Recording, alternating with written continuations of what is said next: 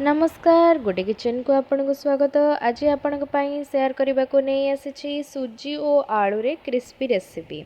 आशा करुच्ची वीडियोटी भल लगे लाइक करंतु शेयर करंतु और चैनल नुआ थिले चैनल को सब्सक्राइब करंतु। चलंतु स्टार्ट करबा आजिर रेसिपी। फर्स्ट आमे सुजी को जंतिबा। गोटे कड़ाई रे पानी गरम करी सेथिरे जीरा पकेबा। देन सेथिरे चिल्ली फ्लेक्स देदबा। स्वाद अनुसार लुण देदेबे। मु एठी सिजा आलू को चकटी दउछि। सुजी एठी मु गोटे गिना नेछि। अल्प अल्प सुजी को पानी रे दे जंतिबा आउ एमिति मिसेबे भल भाबे। मने रखिबे सुजी को अल्प अल्प पकई गोलौथिबे। सुजी एबे हमर रेडी हेछि। ताको एबे हमें ठंडा करि दबा। ठंडा होई सारला परे आलू चकटा को देई दबा।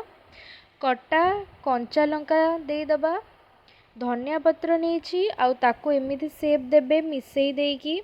एबे हमें यहाँ को स्मॉल पीस रे कट करिबा। देखंतु एही बळी भाबरे करिवे। गोटे कड़ाई रे तेल गरम करि देइथिली आउ हमर सुजी रे स्मॉल कट रो पीस को तेल रे देई दबा। गोटे परे गोटे गोल्डन ब्राउन हैला पर्यंत यहाँ को फ्राई करिवे।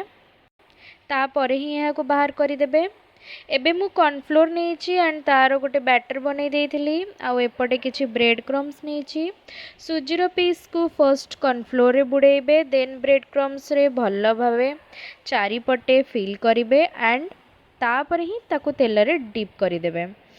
एटा भी गोल्डन ब्राउन हैला पर्यंत ही फ्राई करिवे। स्पून रे ऑयल को एमिति स्प्रेड करि देबे। एबे यहाँ को बाहर करि देबे। दर्शक बंधु एबे हमर रेडी हेछि सुजी और आलू रे क्रिस्पी रेसिपी। आशा करुछि एई वीडियोटी आपन को बहुत भल लागिथबो आउ आपन को केमिति लागिला कमेंट रे निश्चय कहबे।